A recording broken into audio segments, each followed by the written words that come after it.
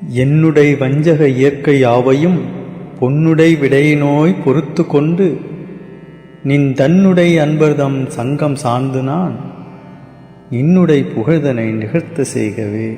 வணக்கம். அருட்பெருஞ்சோதி அருட்பெருஞ்சோதி தனிப்பெருங்கருணை அருட்பெருஞ்சோதி. எல்லா உயிர்களும் இன்புற்று வாழ்க, கொல்லா விரதம் குவலயமெல்லாம் ஓங்குக, நல்லோர் நினைத்த நலம் பெறுக, நன்று நினைத்து எல்லோரும் வாழ்க இசைந்து. பிற உயிர்களை கொன்று தின்பதை கடவுள் விரும்பவில்லை என்றால் சிங்கம், புலி போன்ற விலங்குகள் பிற உயிர்களை கொன்று வாழ்கிறதே, கடவுள் அப்படி படைத்ததற்கு காரணம் என்ன? கருணையே வடிவான இறைவன் புலி, சிங்கம் போன்றவை பிற உயிர்களை கொன்று வாழ்வது போல் ஏன் படைத்தான்? மான் போன்ற உயிர்களை ஏன் சிங்கம் போன்ற விலங்குகளுக்கு உணவாக்கினான் இறைவன்? இப்படி ஒரே கேள்வியை தொடர்ந்து பலரும் பலவிதமாக கேட்டு வருகிறார்கள். எனவே அவர்களுக்காக இந்த பதிவினை பார்த்துவிட்டு அடுத்த பதிவிலிருந்து திரை விளக்கத்தை தொடரலாம். இந்த பதிவில் துட்ட மிருகங்கள் இறைவனால் படைக்கப்பட்டதா என்று பார்க்கப் போகின்றோம். அந்த மிருகங்களுக்கு ஒரு உயிரை கொன்று சாப்பிடுவதுதான் ஆகாரமாக அமைக்கப்பட்டதா என்று பார்க்கப் போகின்றோம். மனிதர்களாய் பிறந்த எல்லோருக்குமான பொது வேதமாகிய வள்ளற்பெருமான் அருளிய ஜீவகாருண்ய ஒழுக்கம் இதற்கு பதிலளிக்கிறது. மாமிச உணவு சிங்கம், புலி முதலிய கொடிய விலங்குகளுக்கு கடவுளால் விதிக்கப்பட்ட உணவு முறையா என்றால் இல்லை. அது அந்த உயிர்களின் பரம்பரை வழக்கத்தால் வந்தது என்கின்றார் வள்ளற்பெருமான். அந்த உயிர்களின் தாய் தந்தை அதனை அவ்வாறு பழக்கப்படுத்துகின்றனவே அன்றி அவைகளுக்கு மாமிச உணவு கடவுளால் விதிக்கப்பட்ட உணவு இல்லை. பரம்பரையாக தொடர்ந்து வரும் அந்த பழக்கத்தை மாற்றி அந்த உயிர்கள் நல்ல சைவ உணவை உண்ணும்படி செய்யவும் முடியும் என்கின்றார் வள்ளற்பெருமான். நல்ல ஒழுக்கமுடைய ஒருவனது வீட்டில் வளர்க்கும் பூனைக்கும் நாய்க்கும் வெளியில் சென்று அசுத்தமான உணவுகளை உண்ணாமல் காவல் செய்து தொடக்கத்தில் இருந்தே சுத்த உணவே கொடுத்து வளர்க்கின்றான் என்றால் அவைகளும் சுத்த உணவை உண்டே உயிர் வாழ்கின்றன. அதுபோலவே புலி, சிங்கம் முதலிய துட்ட விலங்குகளையும் சுத்த உணவு கொடுத்து பழக்குபவர்கள் இல்லாததனால் அவை அசுத்த உணவுகளை பழக்கத்தால் உண்கின்றன என்கின்றார் வள்ளற்பெருமான். எனவே ஒரு ஜீவனை கொன்று மற்றொரு ஜீவனுக்கு பசியாற்றுவித்தல் கடவுள் அருளுக்கு சம்மதம் இல்லை. அது ஜீவகாருண்ய ஒழுக்கமும் இல்லை என்கின்றார் வள்ளற்பெருமான். இதிலிருந்து புலி, சிங்கம் போன்ற துட்ட விலங்குகளுக்கு மாமிசம் என்பது விதிக்கப்பட்ட உணவு இல்லை. அது அதன் பெற்றோர்களின் தவறான பழக்கத்தால் ஏற்பட்ட உணவு என்பதை உணரலாம். நாம் வீட்டில் வளர்க்கும் விலங்குகளுக்கும் அசைவ உணவு கொடுப்பது கடவுளுக்கு சம்மதம் இல்லை, அது பாவம் என்றும் உணரலாம். அதுபோல் ஒரு உயிரை கொன்று அதனை உணவாக சமைத்து அதனை அன்னதானம் செய்வது புண்ணியம் அல்ல, அது பெரும் பாவம் என்றும் உணரலாம். இருளால் ஒளி விளங்காதது போல் தாமச ஆகாரமாகிய அசைவ உணவால் கடவுள் அருளும் ஆன்ம ஞானமும் தோன்றாது என்கின்றார் வள்ளற்பெருமான். கடவுள் அருளும் ஆன்ம ஞானமும் தோன்றாதபடி மறைக்கும் இம்சை ஆகாரமாதலால் தான் இது தாமச ஆகாரமானது என்கிறார் வள்ளற்பெருமான். இந்த அசைவ ஆகாரம் உண்ணும்போது உண்டாகும் மகிழ்ச்சிக்கு காரணம் என்னவென்றால் அனாதி பசுகரண மாயை என்கின்றார் வள்ளற்பெருமான். பசு என்பது என்ன என்றால் ஆணவம், மாயை, கண்மம் என்கிற மும்மல பந்தத்தால் ஒன்றுபட்டு அறிவிழந்த ஆன்மாவையே பசு என்பது என்கின்றார். அதாவது ஆணவம், மாயை, கண்மம் ஆகிய மும்மல பந்தத்தால் கட்டுண்டு அறிவிழந்த ஆன்மாவின் மயக்கமே அருவருக்கத்தக்க அசைவ உணவை அற்புத உணவாக காட்டி மகிழ்ச்சியை உண்டாக்குகின்றது என்கின்றார் வள்ளற்பெருமான். அசைவ உணவு அருவருக்கத்தக்கதா என்றால் ஆம். உயிரற்ற எவ்வுடலும் பிணம்தான், அறிவுடையவர்கள் அதனை உண்பதில்லை. உண்ணாமை வேண்டும் புலால் பிரிதொன்றன் புண் அது உணர்வார் பெறின் என்கின்றார் திருவள்ளுவ பெருந்தகை. நமது உடலில் ஏற்பட்ட காயங்கள் எப்படி சீழ்பிடித்து அருவருக்கும்படி புண்ணாக இருக்குமோ அதே போல்தான் எல்லா உயிர்களின் உடல்களும் இருக்கின்றன. அறிவுடையவர்கள் புலாலை பிற உடம்பின் புண் என்று உணர்ந்து அதை ஒதுக்கி விடுவார்கள் என்கிறது திருக்குறள். சிலர் அது துறவரத்தார்களுக்காக சொல்லப்பட்டது, இல்லறத்தார்களுக்கானது அல்ல என்று தவறாக அர்த்தம் செய்து கொள்கிறார்கள். இல்லறத்தார்களாக இருந்தாலும் துறவரத்தார்களாக இருந்தாலும் புண் புண்தான், பிணம் பிணம்தான். அதை உண்ணாதவர்கள் அறிவுடையவர்கள்தான். உண்பது அருவருக்கத்தக்கதுதான். சரி, புலி, சிங்கம் போன்றவை மாமிசம் சாப்பிடுவது என்பது அதன் பரம்பரை பழக்கத்தால் வந்தது என்றால் அந்த பரம்பரைக்கு அந்த பழக்கம் முதலில் எப்படி உண்டானது? மான், ஆடு, மாடு போன்றவைக்கு அந்த அசுத்த உணவு பழக்கம் ஏன் உண்டாகவில்லை என்ற கேள்வி எழும். உயிரிரக்கமில்லாத கடின மனம் உடையவர்களெல்லாம் அவரவர் கடின செய்கைக்கு தக்கபடி சிலர் நரகவாசிகளாகவும், சிலர் காட்டுவாசிகளாகவும், சிலர் கடல்வாசிகளாகவும், சிலர் புலி, கரடி, சிங்கம், யாளி, யானை, கடமை, கடா, பன்றி, நாய், பூனை முதலிய துஷ்ட மிருகங்களாகவும், சிலர் பாம்பு, தேல் முதலிய விஷ ஜந்துக்களாகவும், சிலர் முதலை, சுறா முதலிய கடின ஜந்துக்களாகவும், சிலர் காக்கை, கழுகு முதலிய பிணம் தின்னும் பறவைகளாகவும், சிலர் எட்டி, கள்ளி முதலிய அசுத்த தாவரங்களாகவும் பிறக்கின்றார்கள் என்கின்றார் வள்ளற் பெருமான். ஒருவன் மாமிசம் சாப்பிடுவதையே பேரின்பமாக நினைத்து உண்டு வாழ்கின்றான் என்றால் அவனுக்கு மனித பிறவி என்பது ஒன்று வேண்டியதில்லை. எனவே அவனது விருப்பத்தால் உண்டான கொடிய செயல்களுக்கு ஏற்ப மறுபிறவியில் கொடிய விலங்காக பிறந்து அதனை அனுபவிக்க நேருகின்றது. அப்படிப்பட்டவர்களே புலி, சிங்கம் போன்ற கொடிய விலங்காக பிறந்து அசுத்த உணவுகளை உண்கின்றார்கள். அவர்களை தொடர்ந்து அது பரம்பர வழக்கமாகிறது. இதில் ஆண்டவரின் சம்மதம் என்பது எதுவும் இல்லை. அப்படி புலி, சிங்கமாக பிறந்தாலும் அவைகளையும் சுத்த உணவு கொடுத்து பழக்குபவர் இருந்தால் பழக்க முடியும் என்கின்றார் வள்ளற் பெருமான். எனவே இறைவனின் விருப்பம் என்பது எந்த உயிருக்கும் சுத்த ஆகாரம் மட்டுமே. இந்த உலக உயிர்கள் அனைத்தும் சைவ உணவு உட்கொள்ள வேண்டும் என்பதே இறைவனின் நியதி. இறைவனின் நியதி இப்படி இருக்க ஆன்மாக்களின் ஆணவமே அதனை மீறுகிறது. அந்த ஆணவத்தினால் உண்டான உயிரிரக்கம் இல்லாமையே கொடிய பிறப்புகளை உண்டாக்குகின்றன.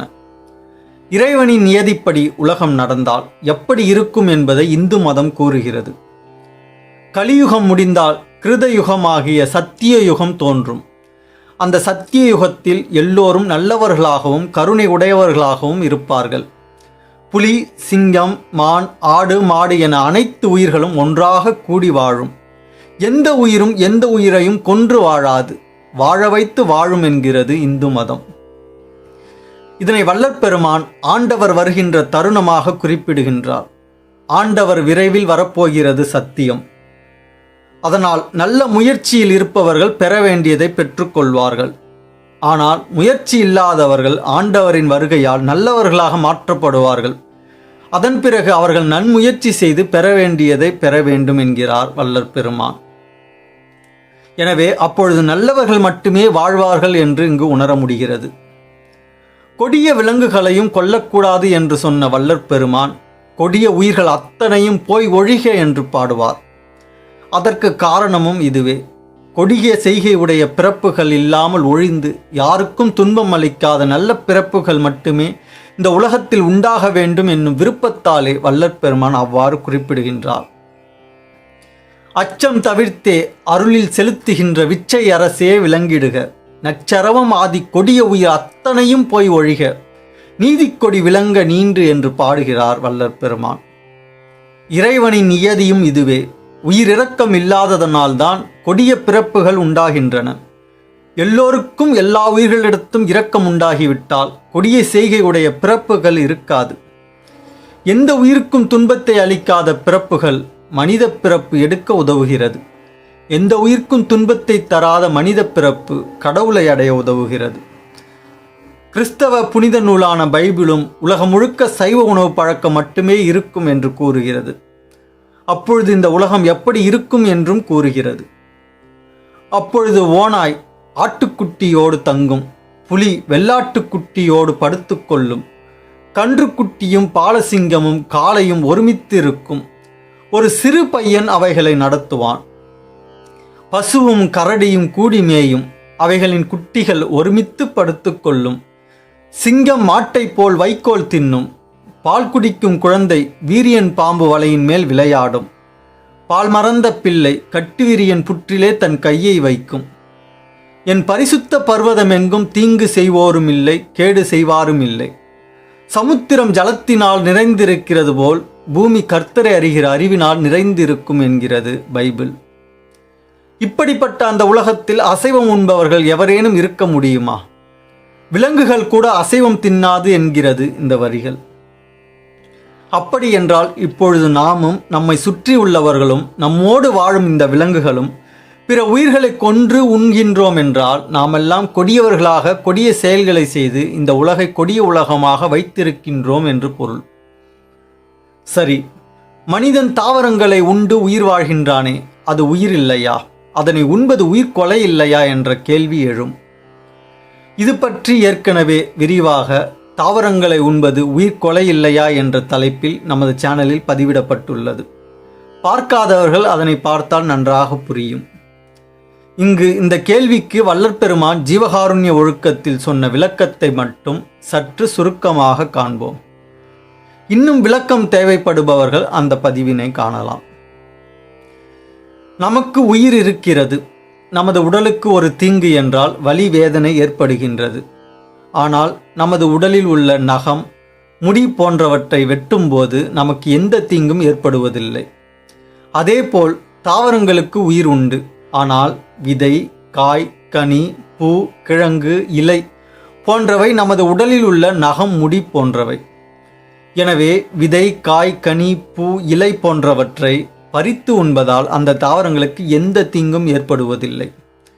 தாவரங்களுக்கு மனம் முதலான அந்தக்கரணங்கள் விருத்தி இல்லை. எனவே அவற்றிற்கு துன்பம் உண்டாவதில்லை. இவைகளை உண்பது உயிர்கொலையும் இல்லை.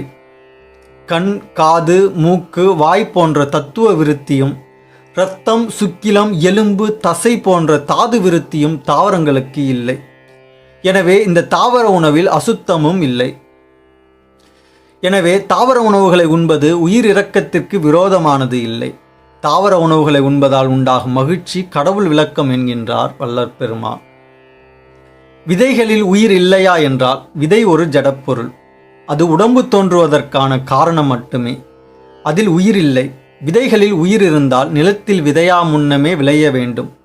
நிலத்தில் விதைத்த காலத்தும் சில விதைகள் விளையாமலேயே இருக்கின்றன. மண்ணில் உள்ள விதைக்கு நீர் விட்டால் அந்த நீரின் வழியாக கடவுள் அருள் நியதியின்படி ஆன்மாக்கள் அனுதேகத்தோடு கூடி மண்ணில் சென்று அந்த மண்ணின் பக்குவ சக்தியோடு கலந்து விதைக்குள் நுழைந்து வளர்கின்றன என்கின்றார் வள்ளற்பெருமான். வேர்க்கடலை போன்ற பருப்பு வகைகள், சில காய்கறிகள் விதைக்கு முன்பே முளைவிடுகின்றதே, அது எப்படி என்ற சந்தேகம் எழும். அந்த வேர்க்கடலை வைக்கப்பட்டுள்ள பாத்திரத்தில் உள்ள மண் சக்தியோடு காற்றில் உள்ள ஈரப்பதத்தின் வழியாக ஆன்மாக்கள் அனுதேகம் கொண்டு கலந்து விதையில் ஏறி முளைவிடுகின்றன. அவை தொடர்ந்து வளர அந்த பாத்திரத்தின் மண் சக்தியும் ஈரப்பதமும் போதவில்லை என்பதால் இறந்தும் விடுகின்றன. அப்படி என்றால் முளை கட்டின பயிர் உண்ணக்கூடாதா, முளைகளை பிடுங்கக்கூடாதா என்றால் நீர் வழியாக ஆன்மாவானது சென்று பக்குவ சக்தியில் கலந்து விதையில் ஏறி முளைத்தபடியால் முளையானது விதை, காய், கனி போன்று ஜடப்பொருட்கள் அல்ல. ஆதலால் முளைகளை பிடுங்கக்கூடாது என்பது உண்மை என்கின்றார் வள்ளற்பெருமான். எனவே முளை கட்டின பயிர்களையும் உண்ணக்கூடாது. இந்த பதிவில் நாம் தெரிந்து கொண்டது என்னவென்றால், கொடிய விலங்குகளை கடவுள் படைக்கவில்லை. அது அந்த உயிர்களின் செய்கைக்கு தக்கபடியே பிறக்கின்றன. மாமிச உணவு எந்த உயிருக்கும் விதிக்கப்பட்ட உணவு இல்லை. அது பரம்பரை பழக்கத்தால் வந்தது. தாவர உணவே அனைத்து உயிர்களுக்கும் விதிக்கப்பட்ட உணவு. அதனை ஆன்மாக்களாகிய நாம் தான் ஆணவத்தினால் மீறிவிட்டோம். எனவே கொடிய பிறப்புகள் அதிகம் உண்டாகி கொண்டே இருக்கின்றன. இந்த உலகமே தாவர உணவு பழக்கத்திற்கு மாறும் காலம் ஒன்று வரும். அப்பொழுது நாம் விலங்குகளாக பிறக்கும் தகுதியாவது பெற்றிருப்போமா என்று தெரியாது. கலியுகத்தில் கொடியவர்கள் கூட மனிதர்களாக பிறக்கும் வாய்ப்பு கிடைக்கும். ஏனென்றால் பலரும் இங்கு கொடியவர்களாக இருப்பதினால் இன்னொரு கொடிய மனிதன் பிறப்பதால் பெரிய பாதிப்பு என்பது இல்லை. இதனால் தான் மக்கள் தொகையும் கலியுகத்தில் அதிகமாக இருக்கிறது. ஆனால் உயிரிரக்கம் இல்லாதவர்களுக்கு சத்திய யுகத்தில் மிருகமாக பிறக்கக்கூட வாய்ப்பு இருக்காது. ஏனென்றால் மிருகங்கள் கூட நாம் இப்பொழுது வாழும் வாழ்க்கையை விட ஒழுக்கமாக வாழும். எனவே நாம் இந்த ஜென்மத்திலேயே நல்ல ஒழுக்கத்தை கடைபிடித்து மேன்மை அடைவோம். நன்றி.